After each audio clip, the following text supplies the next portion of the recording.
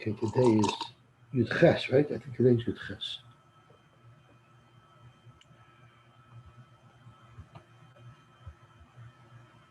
So let us see. It's for Tuesday. So I want to Yud Al Tishrei. Let's see. Tesva was Shabbos, Sunday, Monday, Tuesday. So this after Zayin Yud Zayin Yud Ches. Today's Yud Ches, 18. So it was the Yortzeit of who? Of Meshul Egra, Rav Nachman of Breslau. Yeah, today's Rav Nachman of Breslau's Yortzeit. So it's Rav Nachman ben, I don't know, only there's a Rav Nachman of Breslau's Yortzeit today. And Rav Aaron Soloveitchik as well. So for every part of Klal Yisrael, we have a Yortzeit. Okay, so let's see the Gemara. We're middle of the Gemara that was explaining the Indian with the cities of the Levium. So the cities of the Levium had a 1,000 amma strip of migrash around it, and the Gemara was struggling to understand the brisa that said that the migrash was 25% of the full tchum around the city. And the Gemara was struggling with it is because if the area of the Migrish was 1,000 on the strip, compared to the rest, it would be a lot more than 25%. And the base case was what we're dealing with is a city that's 2,000 amas by 2,000 amas, or 4 million square amas. And the problem is that if you counted the boxes that was directly around the city, it would be 8 and 4 is 12. It would be 12 million square amas, and the entire area was 32 million square amas. And 12 out of 32 is a lot more than a quarter. It's even more than a third, and that's what the Gemara struggled with. So the Gemara offered 4 terutzim, and we learned all 4 of them. And the 4 terutzim that we learned is that the first teretz was that the city is not square, but it's round. And since the city is round, we know a circle is 25% less than a square. So instead of saying that the migrash around it would be 12 million square amas, we'll reduce that by a quarter, and we'll say the strip of migrash around the city would only be 9 million square amas. The entire area, including the city, was 36. 9 was 25% of 36. That was the first teretz. The second teretz that was given was by a Baye, that in fact the city was not 2,000 amas by 2,000 amas, it was only 1,000 amma by 1,000 amas, and therefore, if you count the area around it, you would have 1, 2, 3, 4, 5, 6, 7, 8. You would have 8,000 square amas. You would have 8 million square amas, or 8 boxes, versus 24. 8 into 24 was also a third. So again, the Gemara had to come on to the Svara, Abai came up with the Svara, that this area, this circle, the city is not 1,000 square amas. It's not 1,000 by 1,000 or a million square amas. It was rather a circle which reduces the 8 by a third, meaning it's only surrounded by a mikdash of 6 million square amas, and then 6 into 24, in fact, is 25%. Then the Gemara had 2 other terutzim. One teretz is that we're only considering the 4 tchumim, the 4 sides, so we have less to deal with. And the final teretz was Rav Ashi's teretz, that we're only dealing with the 4 corners. Now, let's go back to the original svara that we're dealing with a circle. If we're dealing with a circle, the Gemara had a problem, because if the city is a circle and we and we make believe that it's a square, what we're doing essentially is the circle is physically a circle. The city is physically a circle, but we're saying that it's considered fully inhabited. It's considered a city like Abitchumen, the entire square. Well, that means that the Migrish that is directly around the physical round city is now going to be in a place that we halachically consider occupied. And if it's considered occupied, then it's not free and clear like a Migrash is supposed to be. So the Gemara answered that virtually, halachically saying that that square is full of houses doesn't mean that the city is actually full of houses, and therefore it's not a problem. So that was the Gemara's kasha for Ika Morsha the Karnasa, the Masigulta. So Gemara Varivua, we said we square it, which meaning we consider the entire square full of houses, and if we do, then our midrash is inhabited with halachic virtual houses. The Gemara answered, Chazinon command the Marbura, but Revu Vadai mi Marba'ama. Virtual houses will not cause a problem with a midrash. A midrash has to be empty space. Virtual houses doesn't take away from the empty space. And then the last shtickle of the Gemara was the Gemara not knowing that there's a different formula between calculating the difference in the area between a circle and a square, which was this. And in this case, when we were calculating a circle and square, the total space will be 25% of the total space will be that added by the square, but it's a third of the space of the circle that gets added on when we're making a circle into a square.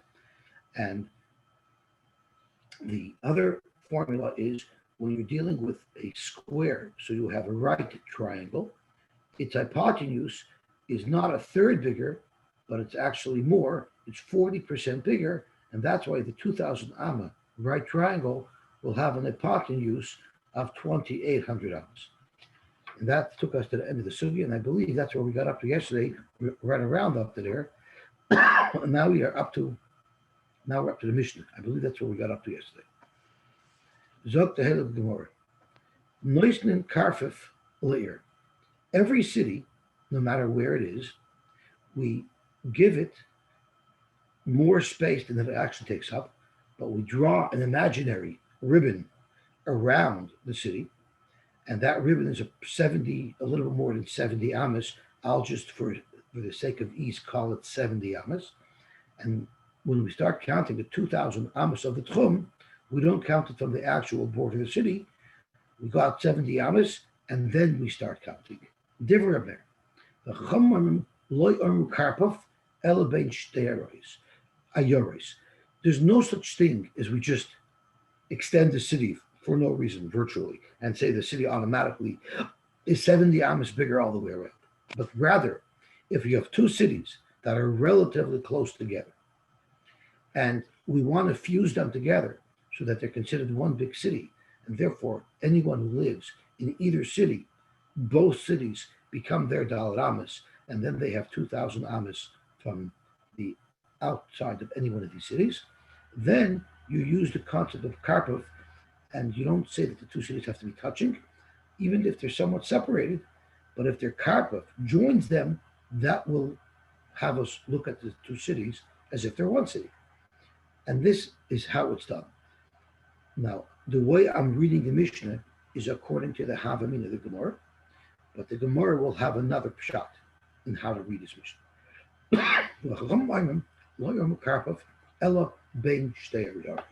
Only if we're dealing with the space, the empty space that's in between two cities, and we want to say that these two cities are merging into one city, so the karpov there can be used. And the Havini the Gemara is explaining the Chachamim. The Mishnah is now continuing to explain the Chachamim. The Chachamim are elaborating. If we add this ritual 70 amas and a bit to one city, and to the city near it, 70 and a bit amas, and those two areas overlap, that fuses the two cities. Oise Karpov Esteyan This carpet, the 70 amos that we added to each city, overlap, and now it creates a reality, a new reality, that these two cities are really one large city. Again, this part of the Mishnah I'm going to learn according to the Havamina of the Gemara, which will change. If you have three cities that are lined up in a row, I'm going to use a traffic light to describe the three cities. So we'll call it red, yellow, and green. You have three cities that are in a row.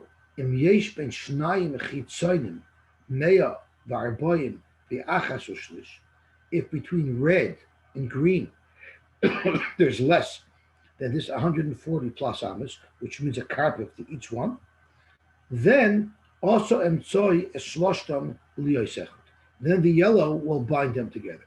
Now the obvious question is, if they're within 140 amas of each other, why do they need yellow to bind them together? Their carpets overlap. So that's why the Gemara is going to modify Pshat in this Mishnah. Zok the Gemara. How do you know this concept that you just give a city extra square footage and you give it an extra 70 amas all the way around? Omarava, the Amakra, the pasuk says when it's talking about the Ari Halaviim, the same pasuk we learned yesterday, Umigrishe Ha'arim Asher Tipin Lalaviim Mikir Ha'ir V'chutza. So it says you give him space, you give him 1,000 amas, Mikir Ha'ir V'chutza. Zok the Gemara, Mikir Ha'ir V'chutza, Omer Torah. The Torah said, Tein Chutza. First add some chutza to the city, which is referring to the 70 amas of Karpov, the Archerach Medoid, and then start measuring the 1,000 amma of Migrosh for the Levi. So from here you see that you always give some chutza, some excess to the city. Where the 70 amas comes from, we'll have to learn later. The Chachamim say you don't automatically say that every city is really larger than it is. You only use karpov if you're trying to merge and fuse two cities together. Itmar, there was a machlokes, and we had this a couple of days ago. The karpov. When you have two cities and you want to merge them, they don't have to be within 70 amas of each other. We don't say that they share one karpov area, and if they're within 70 amas of each other, we'll merge them. Rather, you give them each their own karpov, which means that if they're within 140 amas of each other, even that will allow them to fuse into one city. No. If you want to say two cities join into one, the maximum space between them is 70 amas. You have one karpov that joins them. They don't each have their own independent karpov. Tonight we learned in our mission. Our very Mishnah said a karpov is only between two cities. So don't you clearly see that there's one karpov in between two cities, which would be a raya techia, that is karpov echad l'shneim. It doesn't say karpov loshen rabin. It says the only time you have a single karpov is bein beis hayoros. That's the loshen Mishnah. So you have to do Rafuna, who says that there's two karpovs in between two cities. You can even have cities that are within 140 amas of each other that will fuse into one. Omer lach Rafuna, no, it's not a right from there, because when the Chachamim said Omru karpov ela bein beis hayoros, they didn't mean the literal karpov. They meant the concept of karpov. My karpov, Torah's karpov. All the Chachamim meant is we never use the concept of karpov only when we're looking to fuse two cities. But physically, how you measure it, will oilim karpov l'su, the karpov l'su. You give each city its 70 amas, and if those 270 amas overlap a little bit, that will fuse the two cities. Hakanami mistaber, and it's mistaber to say that.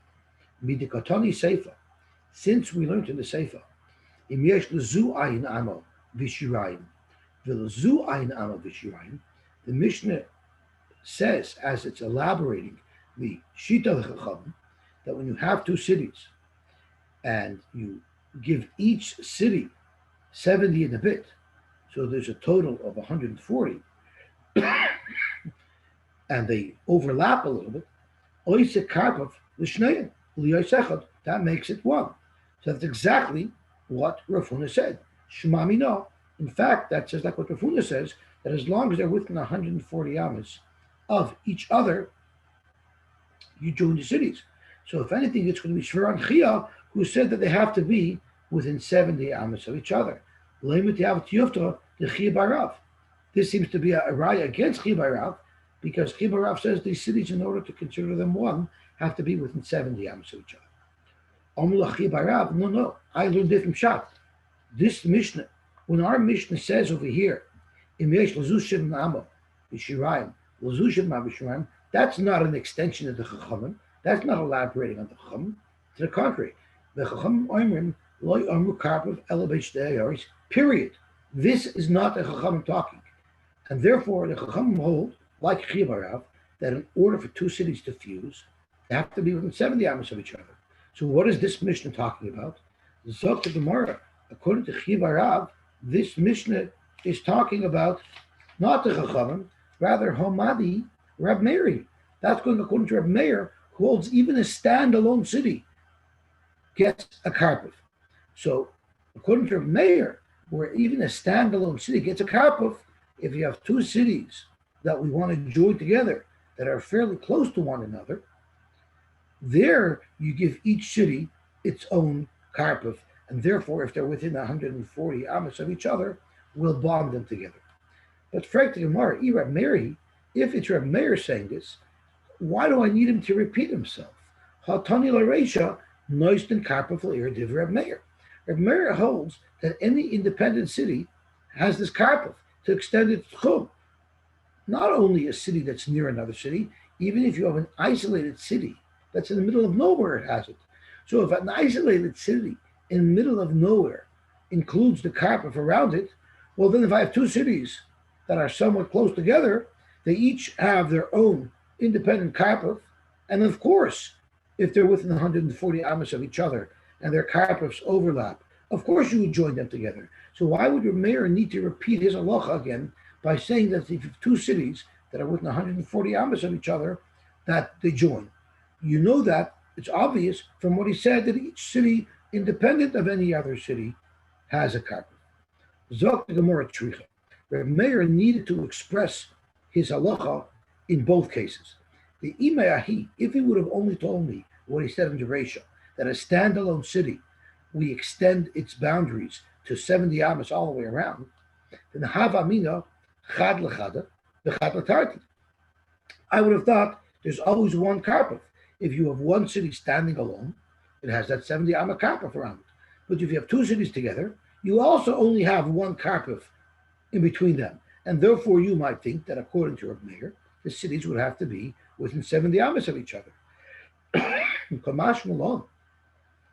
Reb Meir is telling us that no, the latarti trey yavinu. For two cities, you get two karpovs, and therefore we'll fuse two cities if they're within 140 amos of each other. And again, 140 amos is not accurate. It's really an amma and a third, but I'm just trying to use 140 for simplicity. Now, so Reb Meir should have told us the halacha, when you have two cities, they have to be within 140 amos of each other, and then they would have known that a standalone city gets its own karpov. Zokim are not so. Yashmi and Hacha, if Reb Meir would have only told us that two cities, in order to fuse them, only need to be within 140 amos of each other, it mishum the tchikatash misayu. When you have two cities together, the area in between them can get a little congestion. So it's logical to say that even though they're spaced a little bit apart, those areas, those empty areas in between them are still part of the city because they service the city to avoid congestion. But if you have a standalone city that's in the middle of nowhere, that has all the room it could need for urban sprawl, we don't need to dedicate any space to it. There's no congestion around the standalone city that might be in the middle of a desert somewhere. You might think you don't give the city 70 amos as part of itself to expand the city, and therefore you count the tchum from the wall of the city. Tzricha, that's the Reb Meir said his halacha there as well. Zok to Gemara Bajur. The last part of our Mishnah You have three cities, red, yellow, and green.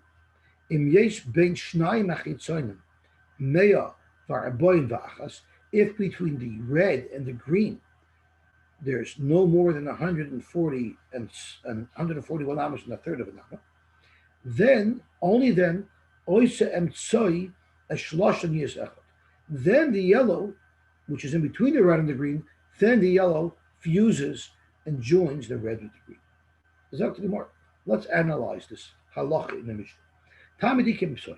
You're telling me that the 140 amos alone, the fact that the red and the green are within 140 amos of each other, wouldn't fuse the two cities. It wouldn't join the red and the green. It's only because there's a yellow filling up that gap. If there was no yellow city in between the red and the green, these two cities, the red and the green, would not fuse. So that proves that if the two cities are 140 amos apart, they don't join. This is a raya against Rav Huna, a raya tichi barav. Shiur to the Rav Huna. Yes, Yosy. Yes. I'm just trying to understand at this point, they're saying that there's 140 amos between the two cities plus a city in between, or it's a city and you haven't. Yellow is going to be a very small city because it's going to fit like 30 amos or something like that, 40, 50 amos. It could be 139 and a half amos. And there's one amma on each side. Fills the gap. That's correct. But it's not more than 140 between red and green. Correct. Oh, wow. This is in a linear. These yes, three. That's why I use the traffic light configuration because it's linear. Correct. Dr. Gemara, Amulach Rav Huna, Dr. Rav Huna, it's not linear. Ha'itmar Allah, we learned an explanation of our Mishnah. Omar Rabba, Omar Rav Idi, Omar Rav Chanina, Loi Mishaloshim Mamish. They're not linear. So your question is at exactly the right time. It's not linear. It's not like a traffic light. Elaroyan, it's shaped like a segol, which means the yellow is not between the red and the green. The yellow is I'm imagining a traffic light that's lying horizontally. So I have the red to my left and the green to my right. And the yellow is not in between the red and the green. It's dropped down. So it's like the nukud of a segol. Elaroyan, you imagine, this is an unbelievable chiddush. Elaroyan, you imagine, kol she'ilu matal emtsoi beinein b'yum mishaloshin.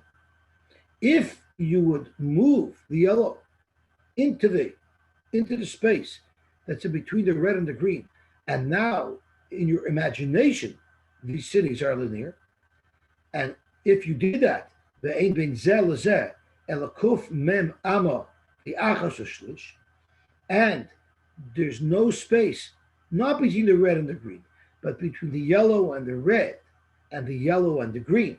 So if I move the yellow up in between the red and the green, and now the yellow creates a scenario that between the yellow and the green on the right, and the yellow and the red on the left, there's no more than 141 amos in a shlish, then asayim tzoi eshloshtan liyosech.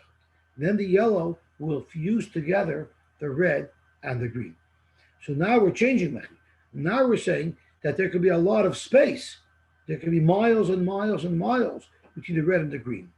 As long as the yellow, once the yellow goes in between the yellow and each of the two, the red and the green, there's less than 140 amos, then it fuses. So that supports Rav Huna, because when the yellow is within 140 amos of the red, it fuses with the red. It couldn't yellow, be.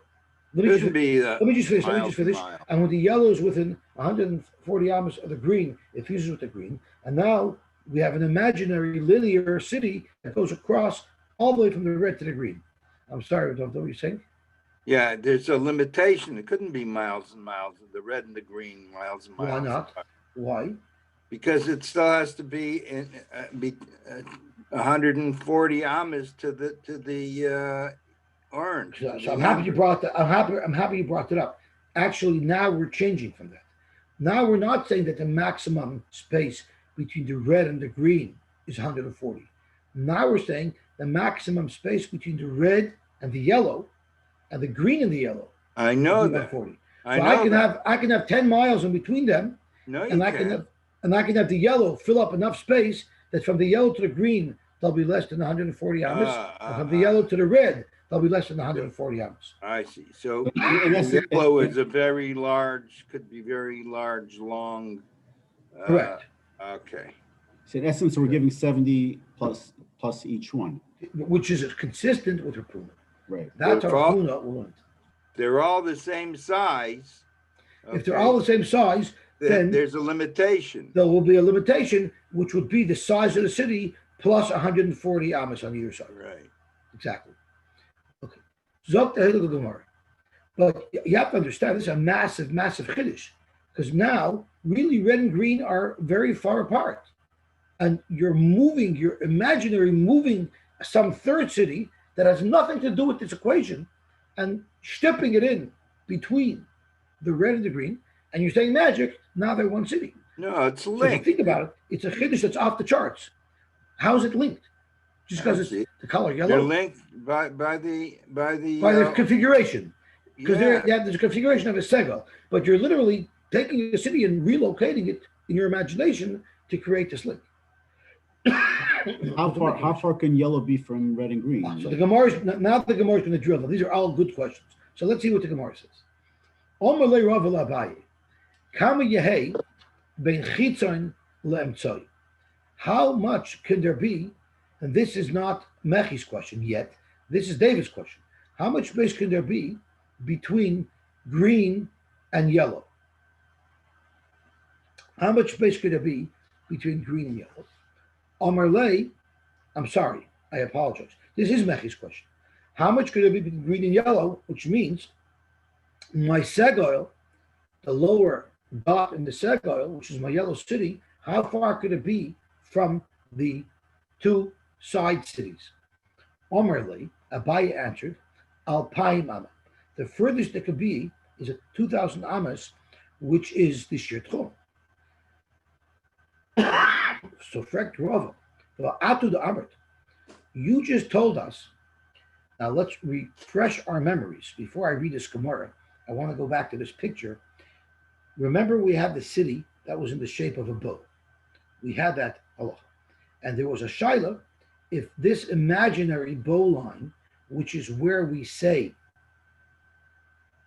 the city limit becomes. let's just focus a little bit. I'm in a house that's over here in the city, and I want to travel on Shabbos this way. So we draw an imaginary bow line here, so I get free mileage, and then once I hit the bow line, then I can continue on another 2,000 hours. That's what we learned. The Gemara had a shaila: how far can this bow line be away from this base of the bow? So we had one sheet that held it cannot be more than 2,000 amas. Abaye said it could be more than 2,000 amas. Then this is out of range for a person who lives here. Zok Abaye, no, it's not out of range, because he could technically walk through the city along this side, or walk through the city along this side, where his travel is unlimited because it's still within the city, and he can access that bow line. So since regardless, someone living here can access this bow line, therefore, no matter how far this bow line is from the base of the horseshoe, it's going to be a good area. It's going to be a good line. It's considered part of the city, and all of this empty space is part of the city. That's what Abaye said. So now that comment is coming back to haunt him. Zokt Rava to Abaye, v'ha'atu the Amrit. You yourself said, Kavose de Rava Barei de Rabba Barafuna Mistavra. You yourself said that you want to hold like Rava, the son of Rabba Barafuna. And what did Rava say? The Amar Yosy Alpayim Amma. You could, even if there's more than 2,000 amas between the base of the bow and where the imaginary bowstring is, even if it's more than 2,000 amas, you said that that's good. So if you think about it, this configuration is also a shtickle bow. A is red, C is green, and B is yellow. There's also a shtickle bow. So if over here Abaye allows more than 2,000 amas, why doesn't Abaye allow here more than 2,000 amas? Zok the Gemara, there's a fundamental difference in between the two. Zok the Gemara, Hachi Hashta, Abaye told Rava, what is the comparison between these three cities and the city that's shaped like a bow? Hasam Ikabatim. Over there, the entire side of the bow is filled up with houses. So he could walk through those houses to get to the bowstring at the end. Hachalakabatim. Here, there's empty space. So just because I over here I consider it good because I can walk to it this way. Over here, how could you consider this good? You can't get there. There's no houses in the way. Yeah, but he's allowed 2,000 amas between one city to the other, as long as it's less than 2,000. That's right. So that's why as long as B is within 2,000 amas, we're fine. But you're limited to 2,000 amas. Right. In the case of the bow, it could be 10,000 amas. Oh, so how could A and B, if A and B are more than 2,000 amas? Very simple. Well, no, not A and B. In the case of the horseshoe, if this bow line is more than 2,000 amas from this guy's house, who's over here, it's not a problem. Because even though this is 2,000 amas, but he can walk through the city. These are all houses here. Right. So he can walk around. What's the harm by the segol to say that when there's more than 2,000 amas between A and B, that you feel? I mean, it's almost like a natural answer of there's houses over there, so that connects it. If A and B is more than a tchum, how's that? So you're saying it's possible to understand that the difference is that by the horseshoe you have houses along the way. There's no houses along the way. So what was Rava's kasher? Right. But I'm happy at least that I understand the bias teretz. That there's an obvious difference in between the city that's shaped as a horseshoe and three independent cities. Right.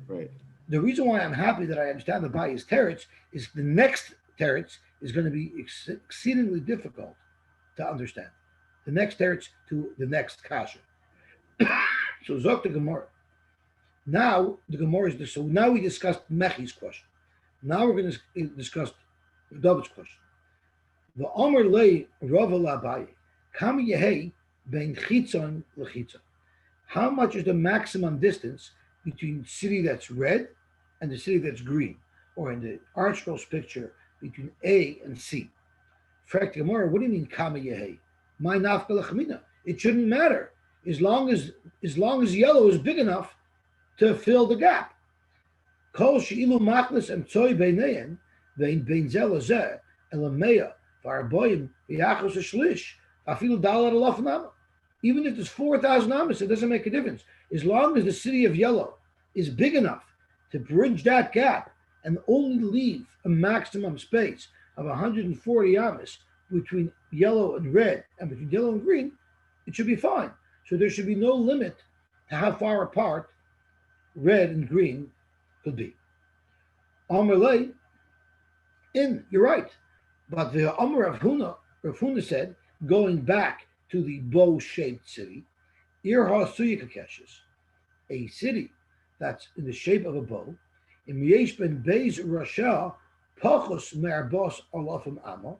only if the two legs of the horseshoe are within 4,000 amas of each other, then moided in law.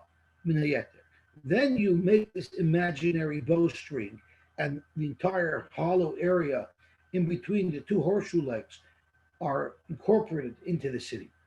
But if the two horseshoe legs are more than 4,000 amas apart, you lose all the dead space. So, Frank the Gemara, why is it that if these two legs are more than 4,000 amas apart, all of this dead space is lost and it's not considered part of the city? Yet, over here, even though these two are very far apart, we consider it that this area will all be part of the city because you imaginary move this B, this yellow, in between the A and C.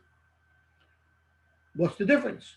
If these two sides cannot be more than 4,000 amas apart, why do we allow these two cities to be as far apart as they want to be, as long as the B bridges the gap, as long as yellow bridges the gap? So the teretz to this is a little bit difficult to understand.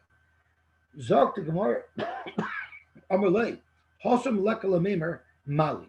In the case of the horseshoe, you can't fill it up. You can't fill up the space in between the horseshoe with houses. Hacha, when you have the three cities, you could fill it up with houses with your imagination. And the question is, why? So Rashi gives us a little clue. And Rashi says, in the case of the horseshoe, you can't virtually fill up the core inside the horseshoe. You can't fill it up with houses. Zok Rashi, Miloi ha'aver shebeneim. You can't say fill up the houses inside. The ein loch b'amel lemaloisei. You don't have any houses with which to fill it. But so here you don't have any houses to put in here. But over here you have plenty of houses. Where are you going to get the houses from? But what houses? What houses? So the Ritva offers a little bit of a better understanding of Rashi. When I say a little bit better, I mean a little bit better. And the Ritva says, in the case of the horseshoe, the city planners who planned the city to be in the shape of a horseshoe would never let you start putting houses in the middle of the space. It's going to ruin the way they planned the city. So if they're going to allow you to add homes to this city, they're going to tell you add homes here and here and extend the two legs of the horseshoe. But they're not going to want you to make houses there. Therefore, we can't imagine that this is full of houses. But when you have three cities, each city can grow a little bit. And eventually, as each city grows and adds homes, their zones are going to merge and they'll become one big city.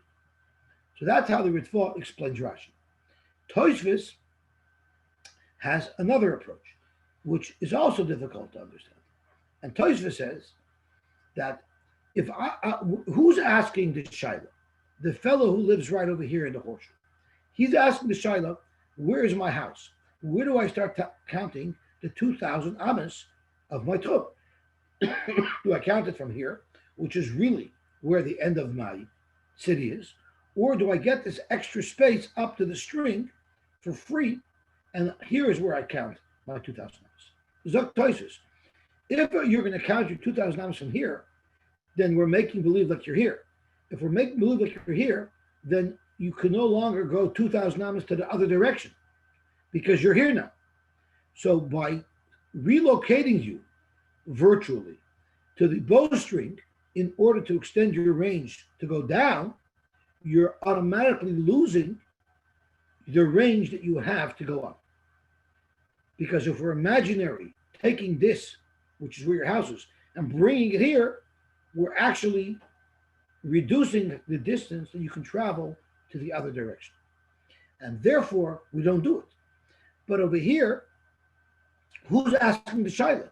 Nobody in yellow is asking the Shaila. The people that are asking the Shaila to the rabbi are either in red or in green. And the rabbi tells them, in order to consider these two cities joined, we'll make believe bias here.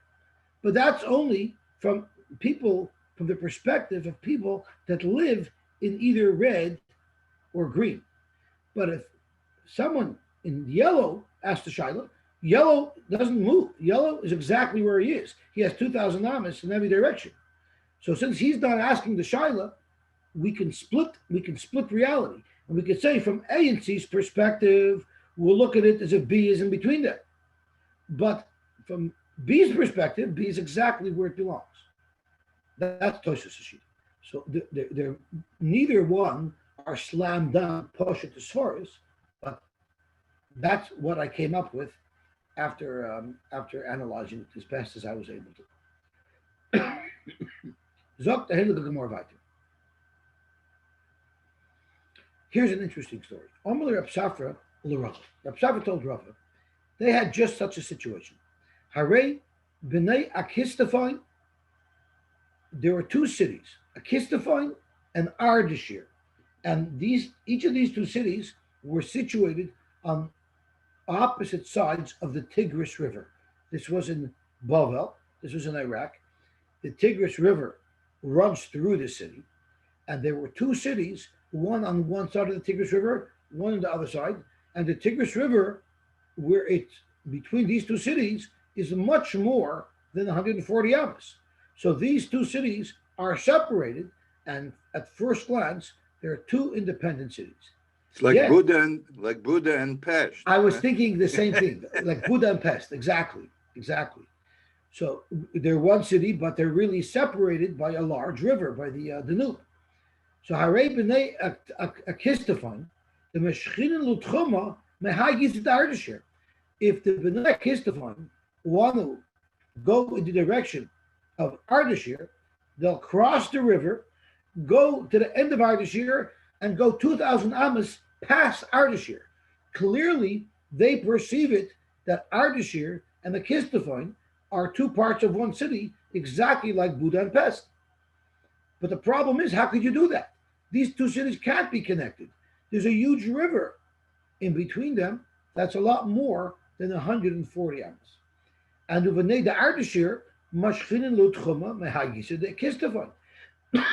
And the people of Ardashir also consider themselves like they're one city with a Kistafon.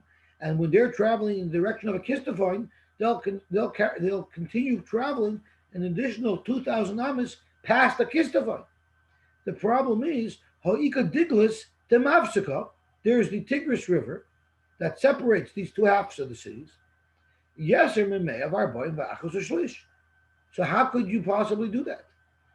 So Rava said, Absavar, come outside. Let's go for a walk. Novak, they walked to the river edge. Achvili, and Rava showed Reb Safra Hanach at Mahasa the Shua, the Mivli B'Diglis. So do you see those stone structures that are in the river every 50 amas or so? You know what those are? Those are buildings that were built on the water that have collapsed, but they're there. And we learned that buildings also, even if they're ruins, they extend the range of the city, because that's where the city was at one time. And if you noticed in the Tigris River, every ayin am of Yishiraim, every 70 amas or so, there's actually one of these ruined structures. So you clearly see that our two cities were merged right over the river.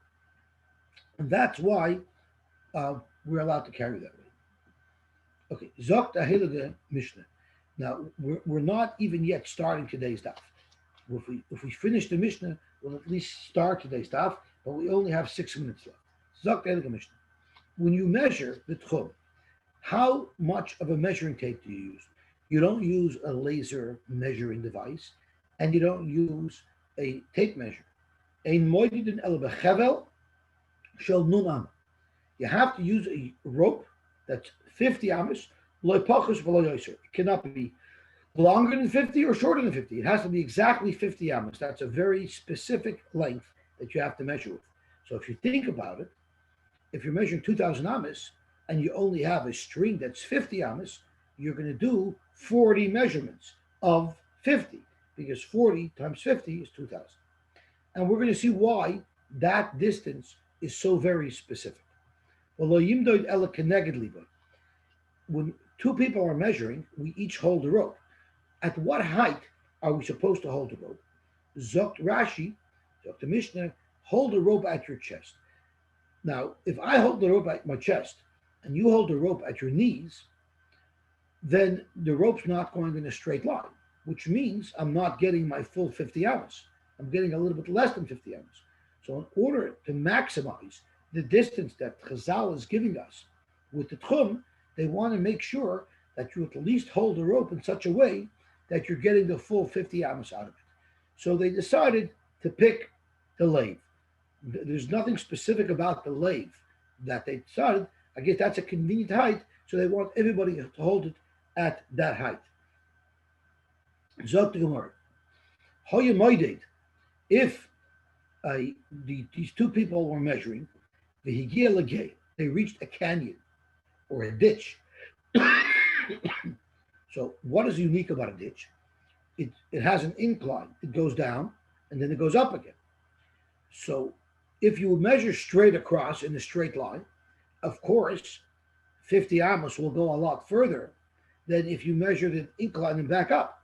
So you're sort of wasting linear amos if you have to go down and up.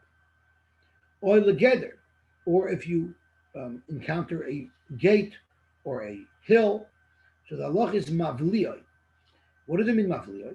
Assuming this ditch is not 50 amos across, you could have one guy stand at the edge of the ditch on one side, his partner can stand on the opposite side of the ditch, hold the string across, and then they just count it as 50 amas, even though if they measure the terrain, it would be significantly more than 50 amas. So you see, Chazal isn't looking to restrict our movement.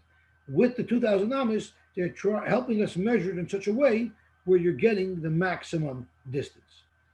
So, Mavlioi, the Choizer Lemidasa. And then you go back to your measuring on straight ground. Now, what does it mean? What does it mean, Choizer Lemidasa? What is this concept? So Rashi speaks out, and we can use this picture in Rashi. Imagine if you had a ditch, and the ditch, and let's use the ArchGross picture because it's even clearer. You have this ditch, and the problem is the ditch right opposite the city, if you want to measure it, is more than 50 amas. So you can't use this trick. But if you go to the right or to the left, the ditch narrows out and it's less than 50 amas. So the way you would do it is you move over to where the ditch is narrower, then you could span across it with your 50 amas, and then you go back to where you were and continue on in a straight line. That's one shot in Rashi. There's another shot that Rashi doesn't say, that we're not going to use, but I'm going to mention it because it's an interesting shot, and that is, let's say you move here off to the side so you can get over the ditch, right? And you get over the ditch, and let's say when you get, in order to get over the ditch, it's not 50 amas, it's only 20 amas. It's a narrow little crevice at that point. Then what you could do is you can count the ditch as only 20 amas. You could walk to the other side of the ditch where the ditch might be much more than 20 amas, and you could just continue on, and you could make believe that the whole ditch is only 20 amas. So you're really saving yourself a lot. And that's not what Rashi means. Rashi means it just means you go back to the position that you were at and you continue on in a straight line. That's the first half. Now, Higia Lahar, the same thing occurs if you went into a mountain. Mavlioi v'chozer lemidasi. Now, Mavlioi sounds simple if you're spanning across a ditch. How do you do that across a mountain? So the answer is you have to hold the rope on a very tall stick that would actually reach over the mountain. So I take a very high pole and put my rope, tie one end of the rope to it, and the fellow goes to the other side of the mountain and he takes a very tall pole and ties the other end of the rope to it. So this way, you're able to measure a straight line right across the mountain. Ubilvad, the only condition is shaloi, oops, it's not focusing, is shaloi yetze chutz l'tchum. And there's a couple of pshatim in this, but we'll use the second pshat in Rashi. And that is, if here's the city, remember we said that if the ditch is too big opposite the city, you could move over to where the ditch gets smaller. But don't move so far over that you're actually 2,000 amas out of the way. So let's say you're measuring northbound. You're going north. You can't get over the ditch because it's too much. So you want to move to the west and measure the ditch further to the west. That's fine. But don't go so far to the west that you're past the western tchum of the city. Don't go that far. Because the problem is, what's the problem with that? If you have to move so far to the west that you're past the western tchum of the city and you're measuring over here, people who see the surveyors measuring are going to assume that the surveyors are standing within the tchum. And meanwhile, they're past the western tchum. And they might end up going there on Shabbos thinking that that is within the tchum. Okay, let's just do a couple more lines. What if you just can't do it? It's too big. You cannot use this trick to get over the mountain, to get across the mountain. But not legabe measuring a distance for Egla Rufa, and not legabe measuring a distance for Ari Miklat, only for Tchumen of Shabbos, which are more kuladik. The kadrin means you could measure a flat distance on an incline, and the ArchScroll has a perfect picture for it. This guy here at the top holds the string down low. This guy who's 4 amas away, this is limited to 4 amas, holds the string high up, and he creates a straight line. So you're allowed to break the har up into steps that you're only measuring horizontal. Again, you save the extra length of the incline because from here to here is longer than from here to here. So you do it in sets of 4 amas in steps, and this way it's going to still be a little bit more than if you span straight across because you're not going to line yourself up perfectly. But at least you don't have to measure the incline. You could just measure straight horizontal when you're measuring the distance across this canyon. And I guess we'll stop here. We're one full block behind, but we've had some very difficult Gemaras the last couple of days. Now we're not learning such difficult Gemaras anymore, so we should be able to catch up. Okay, have a wonderful day. Yeah, so two quick questions. Please. The 4 amas is talking about the up and down, or you have a 4 amas rope between the two on the incline. The 4 amas is the distance of the size of the black line, which is depicting the rope. So the 4 amas is going directly horizontal. So you're allowed to use a 4 amas versus a 50 amas rope. That's right. For this activity, for the Makadrin, you use a rope that's 4 amas long. So you do 4 increments. Okay, if I got it. And you have to understand, if you're on an incline, you had a 50 ama rope. There's nobody that's that tall that can go 50 amas down the slope and be tall enough that it'll still be a straight line. Got it. Just going back 1 second to the horseshoe and the 3 cities. If we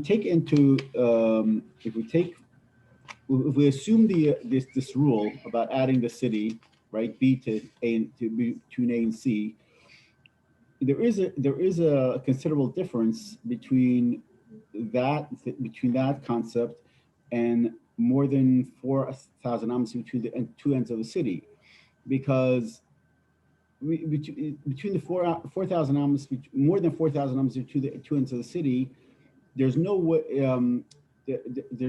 place that this person, no matter where he's standing, can make a shvisa, can't make a shvisa anywhere in the middle of that bow.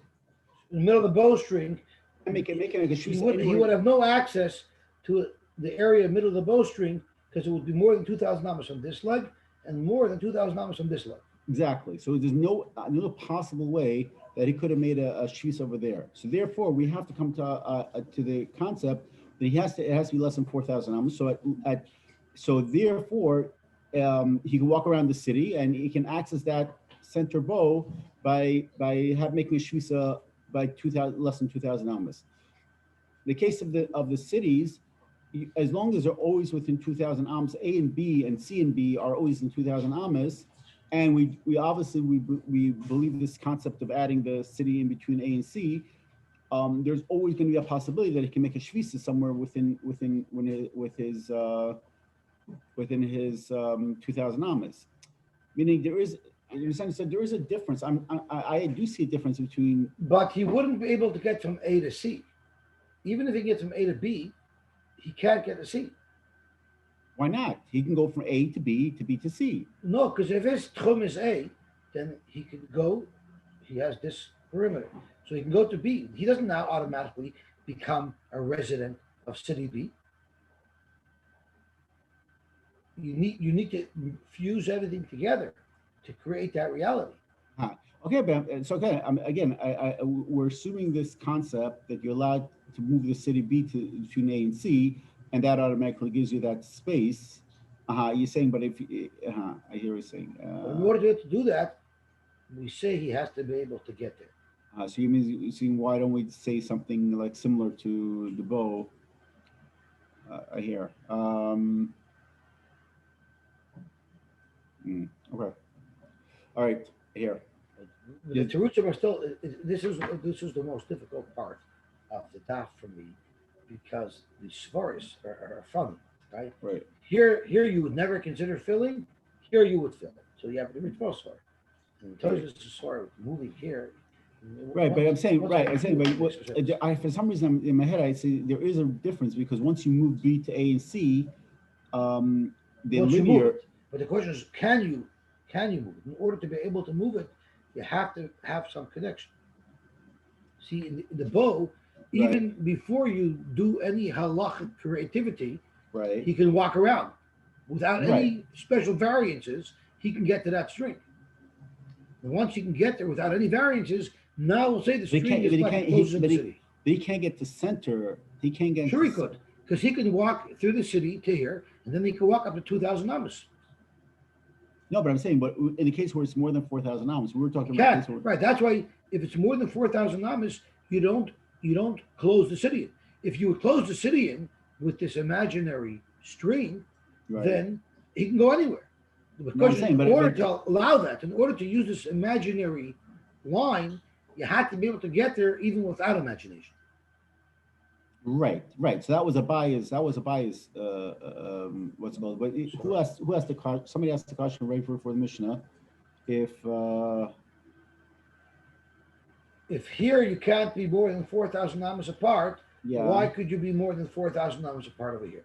right. So my answer is that because in the keshes, there's no concept to be at center bow. There's no concept. There's no halachic creativity that can put you in center of bow, and by the segel, you are able. There is a concept to put you in the center of the bow. I hear what Halachically. you're saying, but that's what Abaya said. What Abaya said was, is in order for you to use this imaginary bowstring, you Right, have to be able to get to the entire string even without the imagination. right, and therefore that's why right, and Therefore, you're that's what limited to 4,000 amos. right, right, and that's why it can't be more than 4,000. But That's right. if it's more than 4,000, meaning he was saying that A and C can be more than 4,000 amas apart because as long as between A and B and C there's 70 amas, that doesn't make a difference how far A and C is. Correct. So I'm saying yes because you can always get to center B as long as you have this concept of putting B into between A and C. You always have a opportunity to get to center B versus the other one. You can never get to center bow without. There's no halacha concept to get you to center B to center of the bow, because you're more than 4,000 amos. Even if you go to the end of the cities, you only have 2,000 amos on either side. No, I know, but once you say that this bowstring Yeah, encloses this area, right. now But that's only get if, anywhere. but no, I'm saying that's only if less than 4,000 amos. Right. Wasn't the But question? why is the number 4,000? Why do you say that this imaginary bowstring will close in this area? Because you it's can less go than to either 4,000 side, amos? you can go to either end, and Even without the bowstring, even without with this area considered enclosed, you can go anywhere.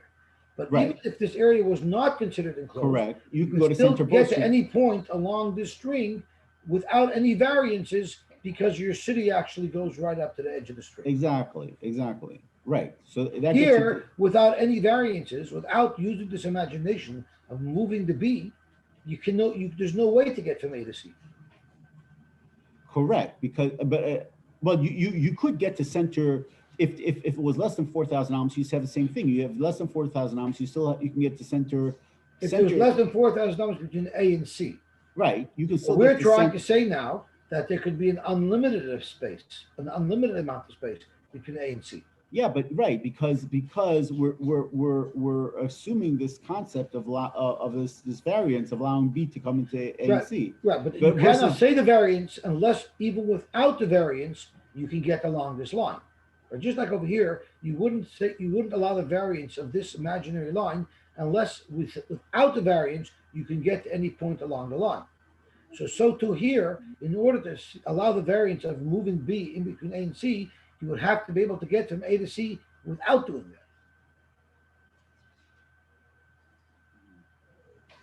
Because before we use this imaginary line, before we do something creative, we have to be able to get to those areas even without that creativity. Once we can get from A to C, then we can use the B to merge them together.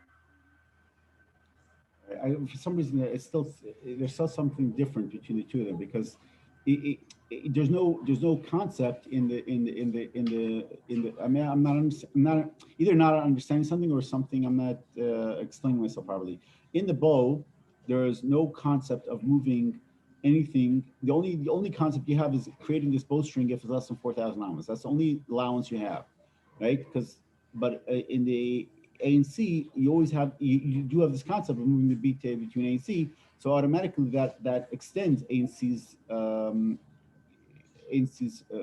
boundaries, But before you do that, you have to meet certain conditions, which is which is that A and C have to be close enough together. I mean, the Gemara says not like that at the end, but the Gemara is suggesting that before you could use your imagination to relocate B, the scene that we analyze has to meet certain conditions. so that was part of the question you're saying. Okay, all right, I hear. Go ahead. All right, No, these are hard concepts. all right. Have a good day. Thank guys. you, you too. Bill, thank you so much. Okay.